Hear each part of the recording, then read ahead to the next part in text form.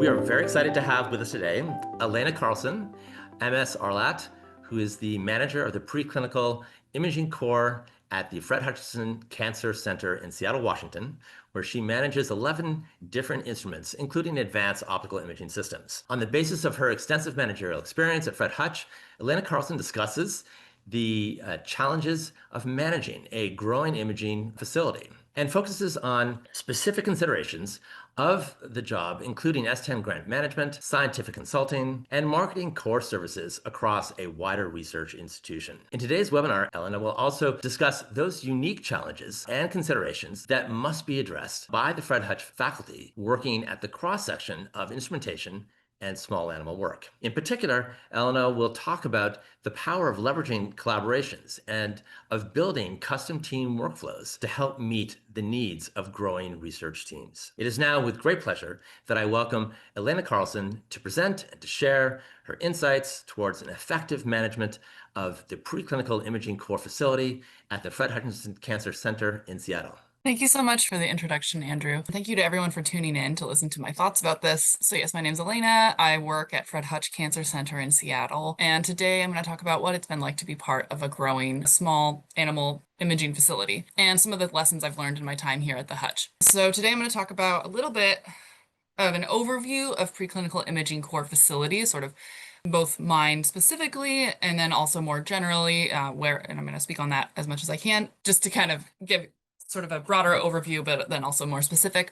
And then I'm going to talk about the concept of specialization of services, some of the processes that we use for independent versus assisted imaging services that we offer. And then I'll touch on some of the strategies I've used for the S10 grants management. So first we'll talk about preclinical imaging core facilities and also core facilities in general. So a little bit of a overview of the history of the preclinical imaging core at the Hutch. This is just sort of giving you a history of sort of how the core started and evolved. And I started at the Hutch at the very beginning of 2021, right before we onboarded our 7T MRI, micro CT, and echo MRI. Since then, we've had two S10 funded instruments, including the MRI and the F2 ultrasound. But as you can kind of see from this chart here, really the core started as just a subdivision of the comparative medicine team, which is our small animal research facility. So it was really just that the comp med team got an IVUS. It just kind of grew from there, and more equipment got put into the core. It wasn't until 2018 that preclinical imaging, which was actually called animal imaging at the time, became its own core distinct from comparative medicine. And we also partnered with some local cancer consortium members, so some faculty at the University of Washington and Seattle Children's Research Institute here in Seattle. There's kind of a story of just getting more instrumentation. And so, yes, in terms of just the amount of instruments we have, yes, we've been growing, but also in terms of the amount of expertise we offer in terms of like the staff that we have here. I'll talk a bit more about that. So currently that brings us to a total of 11 instruments, as Andrew mentioned, and representing 6 different imaging modalities. And here at Fred Hutch, we're a cancer center, but we also do some vaccine and infectious disease research too.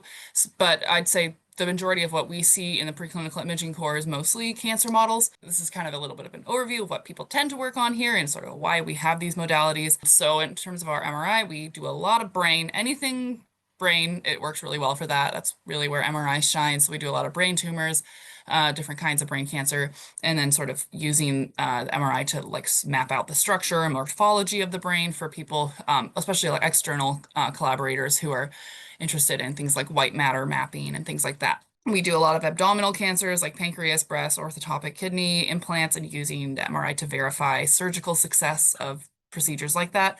And then a lot of bone and blood cancers. We have two multiphoton microscopes, and I'm probably going to just skim through some of the topics here just for time's sake. But yeah, we do a lot of, we have an echo, which is really good for like nutritional things. It's the only modality we have that doesn't require anesthesia because it's not actually imaging, but it fell into our core anyway. And then we have a micro CT, which is great for lung, anything to do with lung. We do a lot of lung cancer and bone, anything with bone, of course.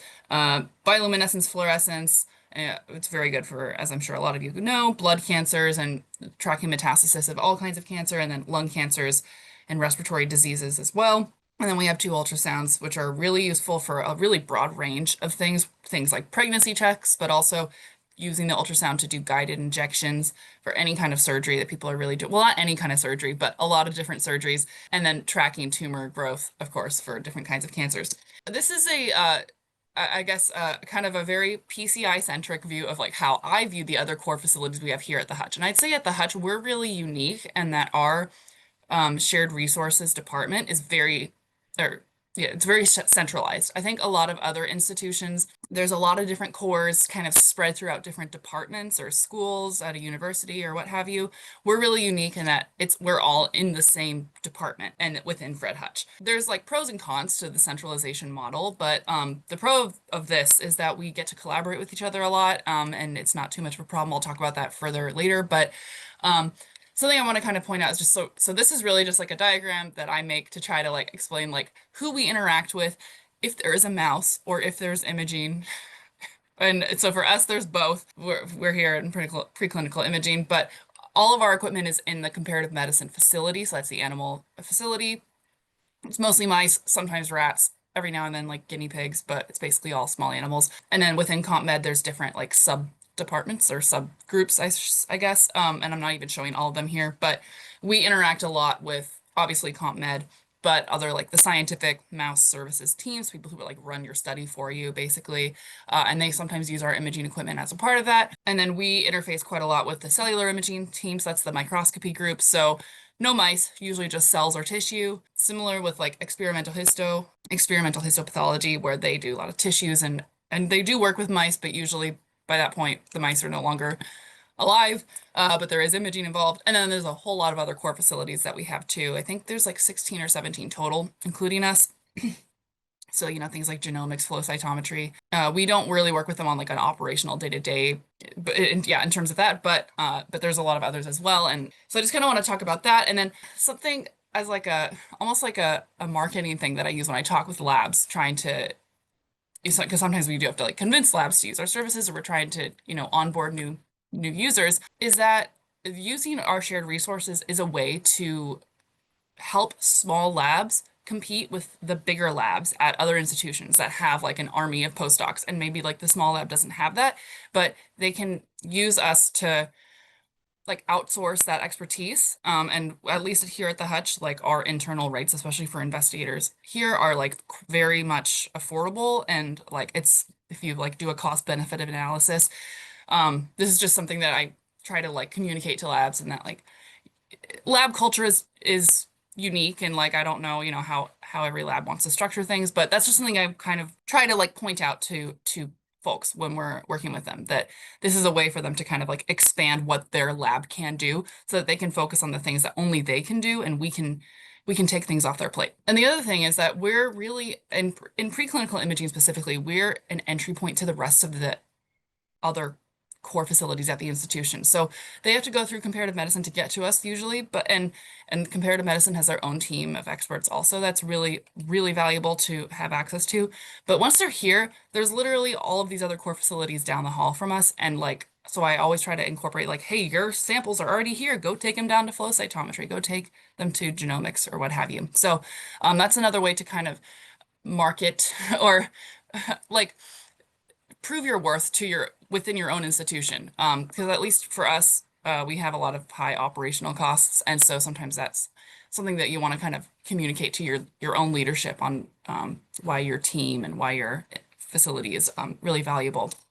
So what do we do in our imaging core facility? We do a lot of imaging equipment support and maintenance. I'd say that's like the primary job, at least like when I think about like what my role is, that's the first thing I have to address, making sure the equipment works and is functional.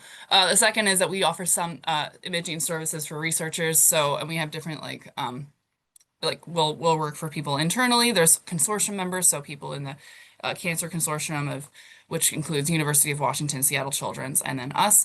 And then academic partners who maybe aren't doing cancer research, and then also external companies. So we'll do a little, and for external companies, we can do quite a lot, especially when we're partnering with those other groups that I mentioned.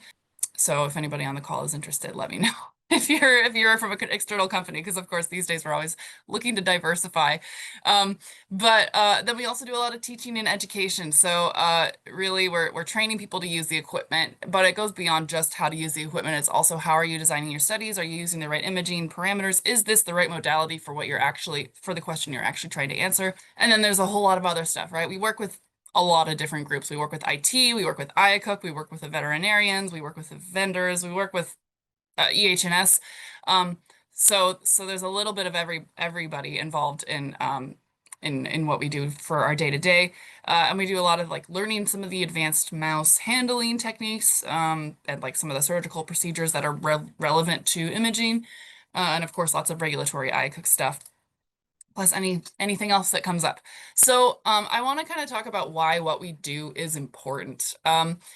Just to kind of give a little bit of context, because I think there's a lot of nuance with this field. So the main idea of any core facility is that you can give labs access to a technology that they can't get access to otherwise. Usually that means from a financial perspective. So for instance, like very few labs are going to be able to buy their own MRI. That's pretty obvious. But there's also a component, but then by having like, let's say an MRI, you can almost rent out time on that MRI to different labs at a much more affordable rate. Then they can all split the costs together. So that's the main idea of any core facility, and this can go for a genomics sequencer or whatever, right? But the other thing that's really unique to preclinical imaging is that we are located in a animal research facility, and that means that we have biosecurity benefits, right? The animals don't need to come out of the barrier and back in and then need to be like screened or put back in quarantine, right? So that's a huge benefit specifically for where our equipment is located. So on the topic of biosecurity and like pathogen screening, it's really important to also keep in mind that these animals that we're working with are precious. So they are often like one of a kind disease models. So they're precious in the sense that, they're sentient beings, they're living sentient beings, so we need to have respect for them in terms of like working with animals and animal research and all the ethical guidelines that come with that. But there's also the aspect of they're not just any mice that you would get from the pet store, right? Usually these mice have had very specific genes knocked in or out, or tumors expressed in a very particular way, and there's a lot of like mouse model development is an entire field. And so sometimes this mouse that you're imaging is like the only one in the world that is a model for this disease. So it's really important that we have that in mind when we're working with them. In cancer research specifically, a lot of the mice that we work with are immunocompromised.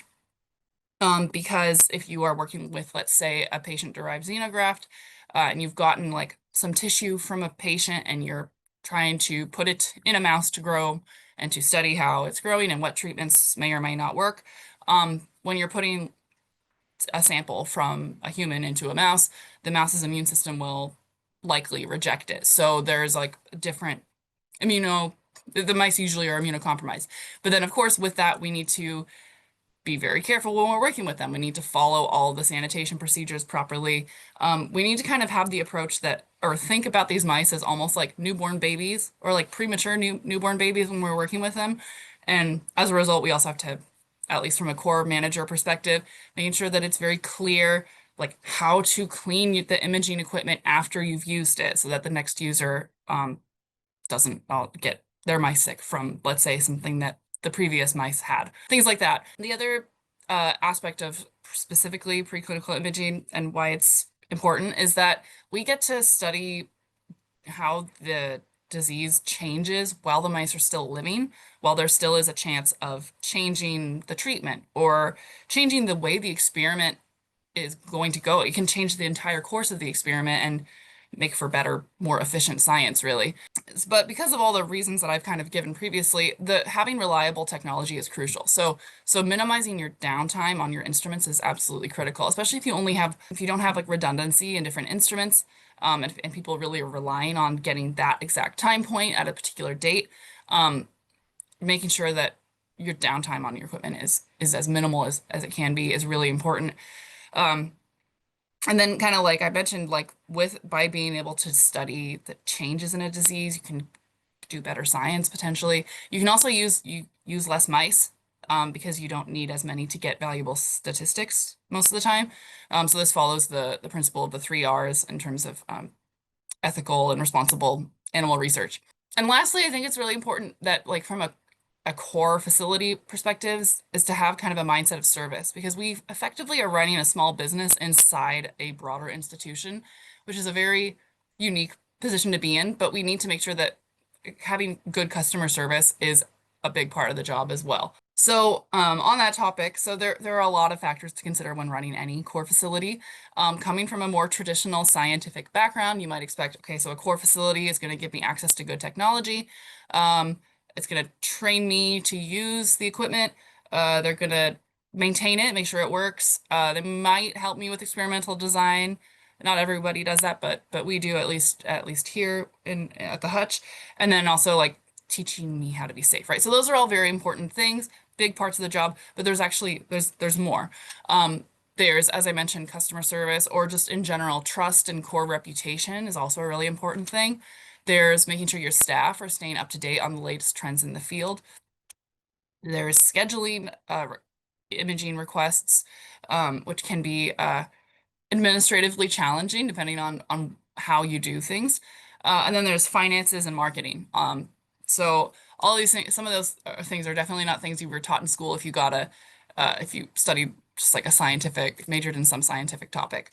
So those are all important factors for any core facility, whether you're doing electron microscopy or flow cytometry. But I would argue that for preclinical imaging core specifically, there are some additional factors that really make the rest of these topics a little bit more challenging. So those are principally regulatory requirements and making sure that the animals don't get sick or spread disease between your imaging equipment, or being able to bring in external groups who maybe can be bringing in business, right, from another vivarium, but then they have to go through quarantine, right? So this is all of these things make it a little more difficult to onboard new users and thus affect things like your finances and affect, all sorts of other things. And this is not to say any particular thing is more or less important than the other, but it's just to kind of acknowledge that all of these different factors are very important in their own way, and we have to work with all of them and balance all of these competing demands and understand when, sort of have a comprehensive understanding of it. I would also argue that for any group in flux, any team that's having a lot of new equipment come on or staff turnover or anything like that, there's also the question of specialization. So what kind of services should you offer? And how much support should you be giving your investigators? So I'm going to talk about that. I'm also going to talk a little bit about scheduling and some solutions we've made with that, and then I'll talk a little bit about the grants management. I want to also give a little bit of for anybody who's in this field and who can relate to feeling a little overwhelmed with all the different topics, I'd recommend checking out ABRF. There is a national conference, there's local chapters, but there's also just an online forum. So you can, I think there's a membership. I think it's relatively inexpensive, but I recommend checking it out. It's basically a group of other core managers or people in core facility management. And if you have a question about something to do with scheduling or something to do with billing, they also have had someone there has had that same question or problem.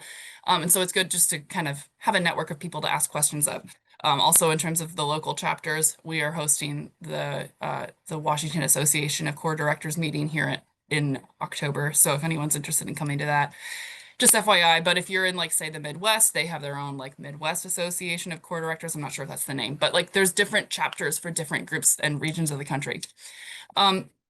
So the topic of specialization of services is really a question of where do we put our focus.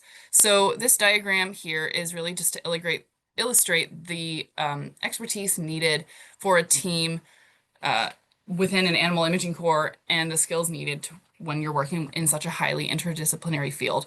There's the skills needed to work with the animals who are being imaged, and then there's a skill set needed to maintain the equipment, diagnose equipment problems as they arise, or develop out new imaging techniques.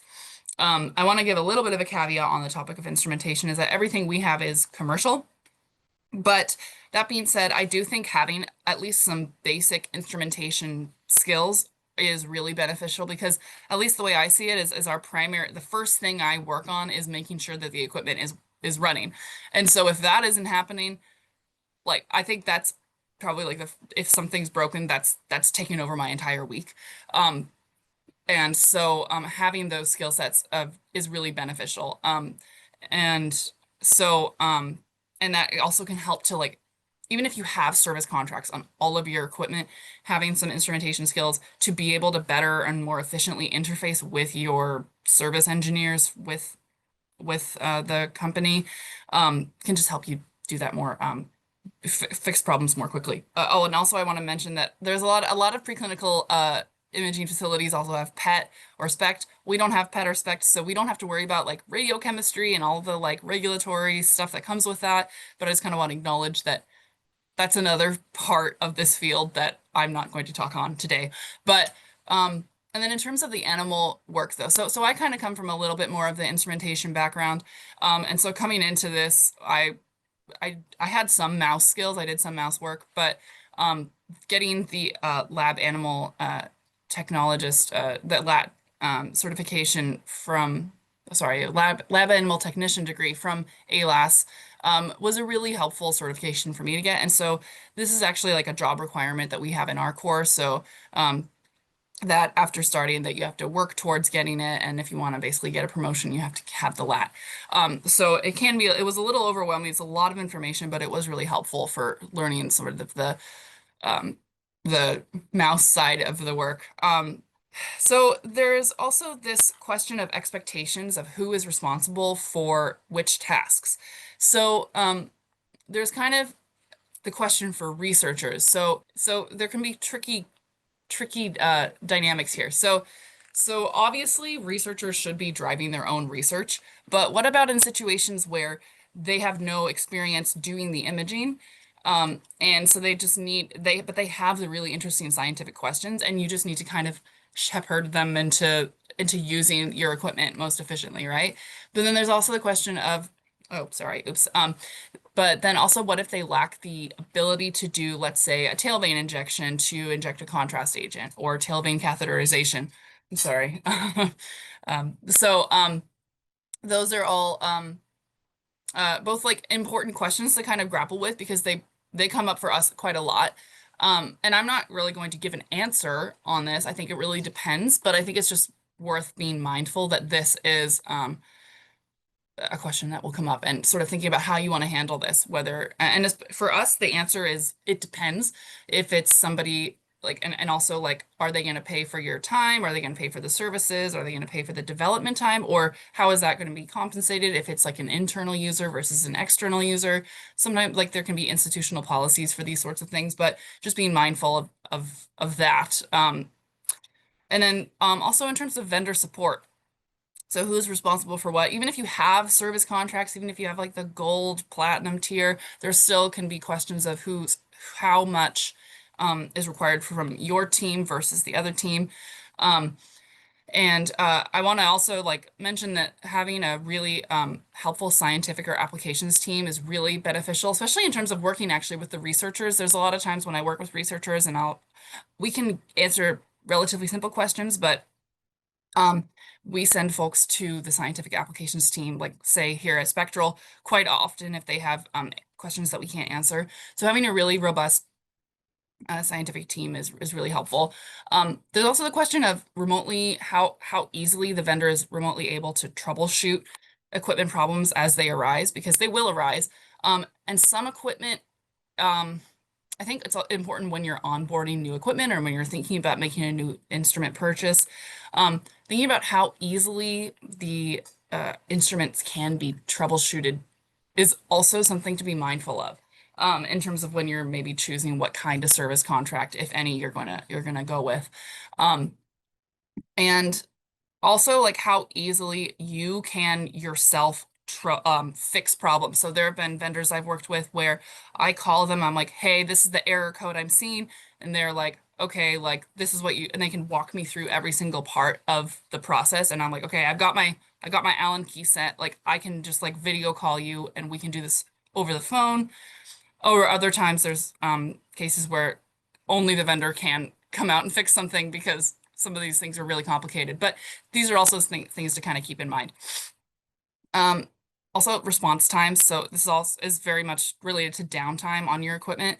And like how quickly you send an email and knowing where to send the email and getting a response quickly or having an idea of what the time frame is for something to be repaired also are really important.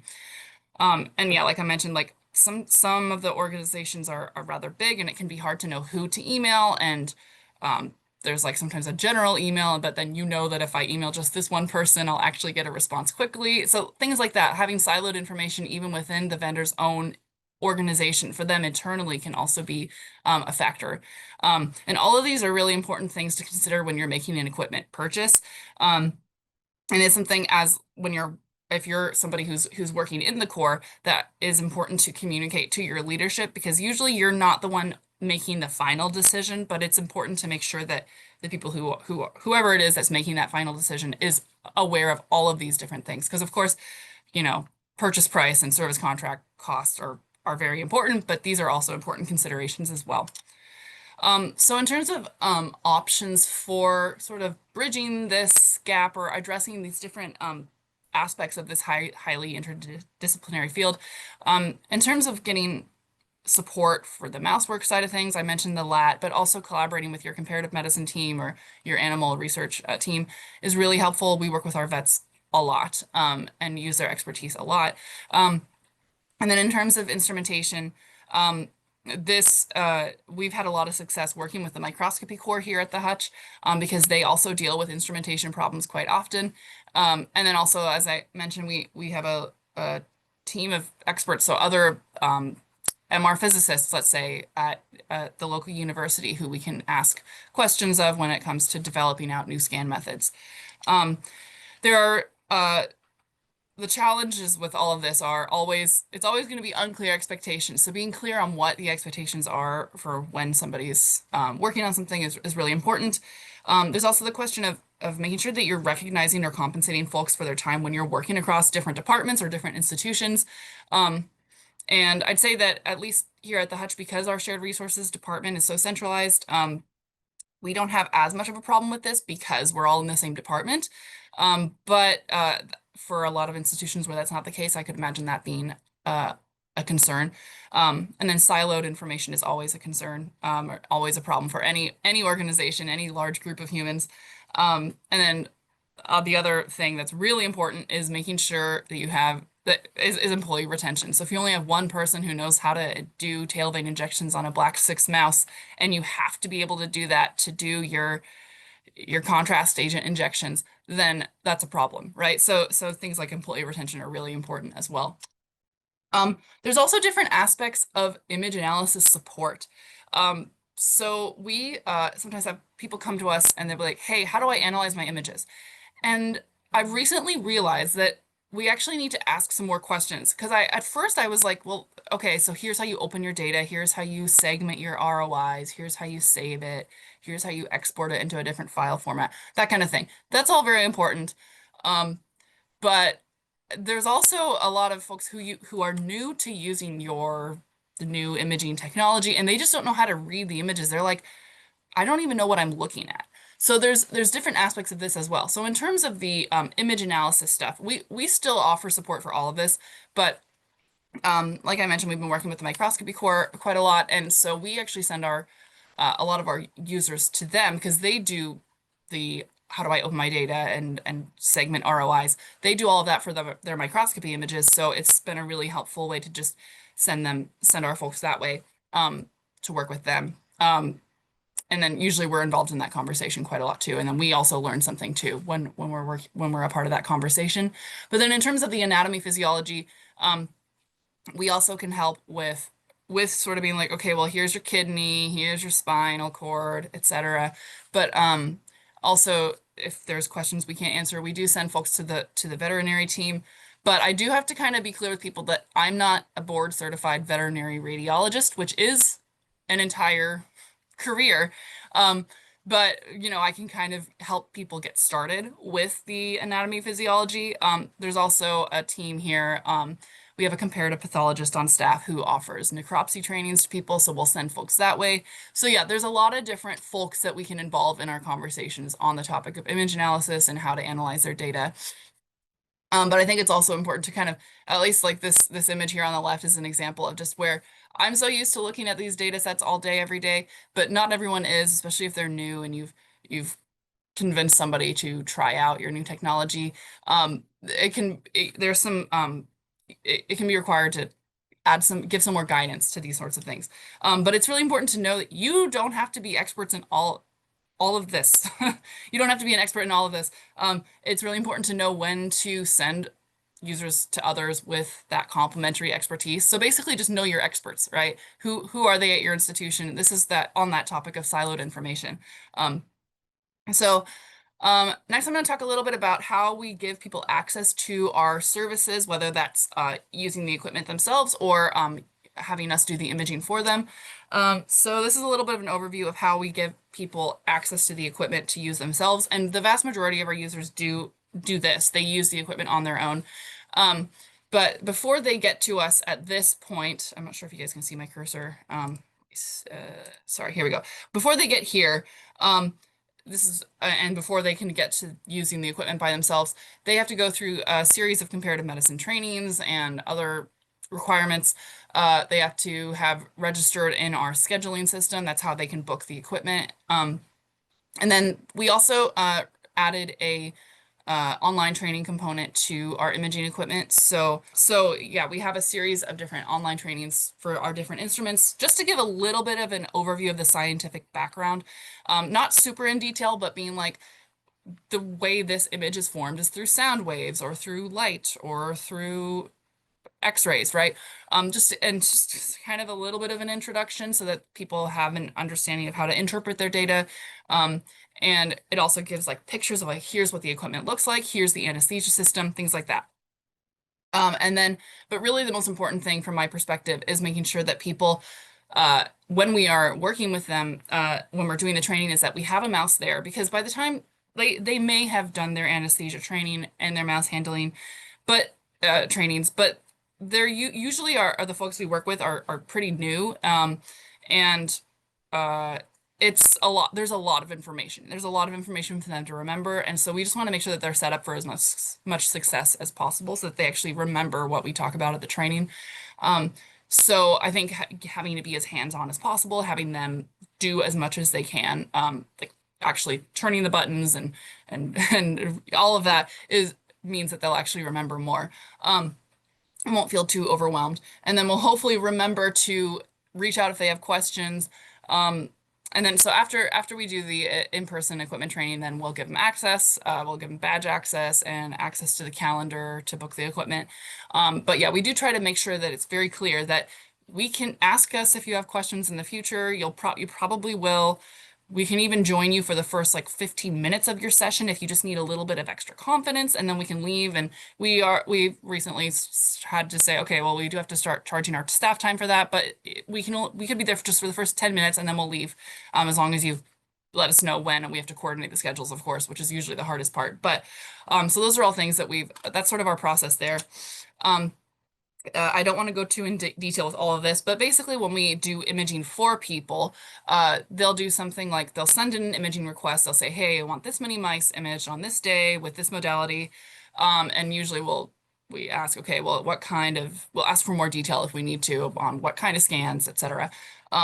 We'll schedule it in our scheduling system for the equipment. We put it on our calendar. We confirm with the labs what date we've chosen. Usually we try to do it within at least, like at most, plus or minus a day, sometimes 2 days if it doesn't work for our schedules. Usually that's fine. And then the day of imaging, we go and get the mice, and we set up the equipment, we get the mice, we start imaging them, we put the data in a shared network folder, we let the mice recover, put them back in their housing room, and then stop billing. So we actually bill for like that whole process, which is why I think every institution does things differently, but this is how we do it. And then we let the researchers know that the data's on the server and their mice are back. But there are some issues with this approach. It's a lot of coordination. It's a lot of communication. And to be honest, there came a point where I was just really tired of how many emails were in my inbox. I built this scheduling platform. It's almost like a ticketing system, but specifically for preclinical imaging cores, I guess. And this is just like for me, like I don't think I can like share this, like or maybe I can. But anyway, so this isn't a thing you can buy, is what I want to be clear on. But yeah, so basically I use something called Smartsheet. But I think you can do this with other platforms. Um, Basically it's a form, it's got branching logic, and it allows us to like there's a lot of automations built into it. Yeah, and there were always we had a lot of issues where we would try to go and find people's mice and they told us they were here, but they actually scheduled that request 4 months ago, and it turns out the whole housing room had to get moved to another one and we couldn't find them. So things like that would happen a lot. So this is really was the solution to that. So for instance, we have this automation that happens where 2 days before we actually are going to image the mice, we'll send a reminder to them and be like to them saying, hey, like you told us your mice were here. Is this still accurate? If not, click this button, update this field, and then it'll update for what we see on our end. So this is what we see for our team. So we've got all these different portals that kind of like filter the data as we need it for if we're doing the scheduling, if we're doing MRI, if we're doing Logo, that kind of thing. And then we just have this on iPads and we can pull up what information we need in the Vivarium when we're trying to do the requests. And it's also got these options where we can add comments or the users can add comments to things for things like if I'm doing the imaging and I'm like, hey, like the coronal view didn't look very good, so I tried it from the axial view, and I think that gave a better scan, can better answer your, show the tumor or whatever, right? Things like that. And then we also have the option of adding attachments, so the researchers can add attachments to give us more information if they'd like to. And then, so there are problems with this, I'm not gonna lie, and it was a lot of work to build. So I'm a little hesitant to change anything, of course, because it took so long to build. But, and then there are every now and then, like, I don't know, software glitches, I guess, because it's all in Smartsheet and it's not like something that I can super easily troubleshoot.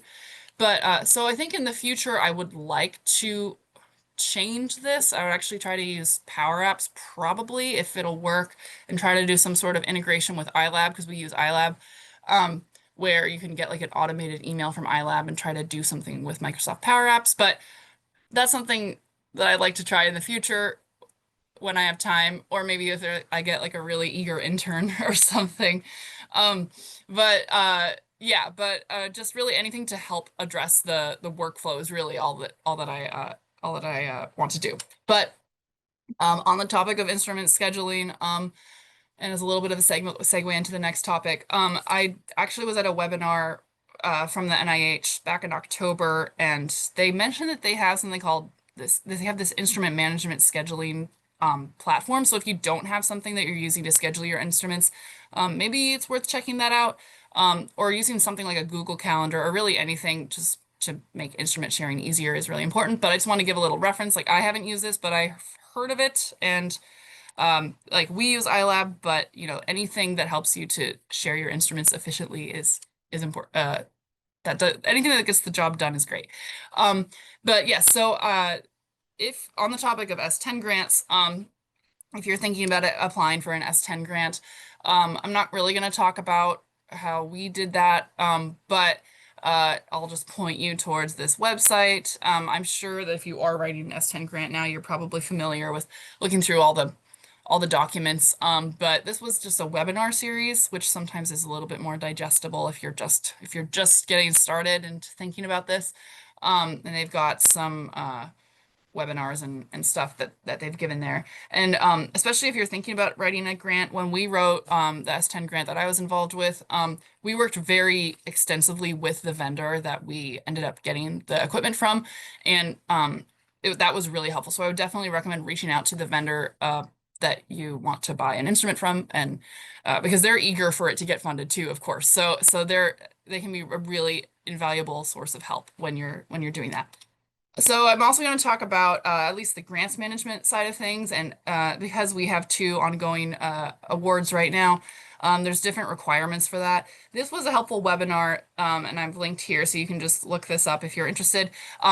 Both in terms of if you have an S10 already, but even if you don't, they talked about strategies to maximize instrument usage. So of course the NIH wants you to make sure that the thing they funded gets used a lot, but you could use these same approaches that they talked about in this webinar for any instrument, whether it's no matter how it was funded. So this is kind of an overview of the process after it's been the grants have been awarded. For us, our ultrasound is about here, so we have another few annual usage reports to go. In our MRI, we only have one left. So I'll talk a little bit about what my process is for this and some of the lessons I've learned. Because the first few times I wrote these, it was a learning curve, and it was a lot. And they also changed like a little bit of the requirements of how it was filled out. So I'm happy to share some of the lessons I've learned here. So like I mentioned, we use iLab for our instrument tracking. iLab has really great reporting features. So basically, I can use iLab to generate a report of all the people who've used the equipment in that reporting period, the number of hours it was used, what budget numbers are associated with each of those reservations. So I can take that and I can basically turn it into a list of emails, and I email basically everybody asking them if they've published any results that use this instrument in that period, or at all actually, but especially in that period. And something I really want to make clear with folks, and it sounds onerous to send this many emails, and I won't lie, it is, but it actually is a good chance for you to check in with those folks, to be like, hey, how's it going? Do you need any help? Do you have any questions? That kind of thing. And so it's kind of a good opportunity to do that, but also to be like, hey, even if you haven't published anything, please remember to cite the grant if you do. Because it's really, people remember to cite their own grants, but not usually S10 grants. So it's really important to give them that reminder. The other thing I also emphasize in my emails for them to know for future reference too is like, even if you didn't show, let's say, ultrasound data in your paper, but you use the ultrasound to screen mice into different treatment groups or something like that, I still think you should acknowledge that it was a part of your scientific process, and acknowledge that the grant was used. So that can be a good reminder for folks. And then also this could be a good chance for you to check in about how their experiments are going, as I mentioned.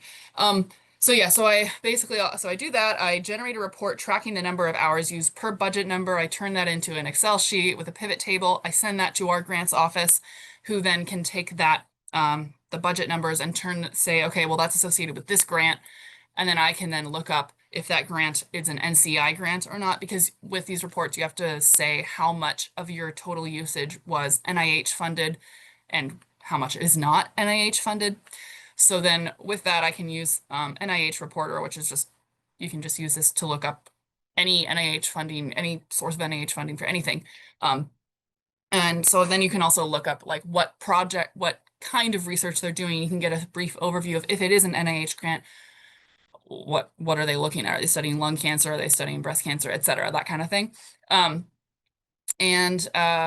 Then I fill out this whole narrative template from there. But to be honest, the data gathering is the most time consuming part of this whole thing. The narrative template, I don't know, for me is not as hard as the first bit. And specifically the publications, like so the alternative to emailing everybody would be to just search in PubMed for all the different research groups, but that's so time consuming. And I do also do that too, but it's a lot easier if labs just tell me that they published something. So that is my process for that.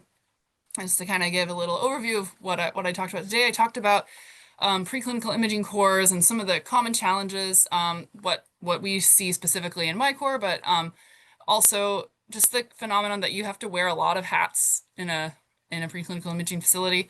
We found that sort of understanding the dynamics of how complex it can be helps you to prioritize issues as they arise or different projects when you have multiple projects that you're balancing at the same time.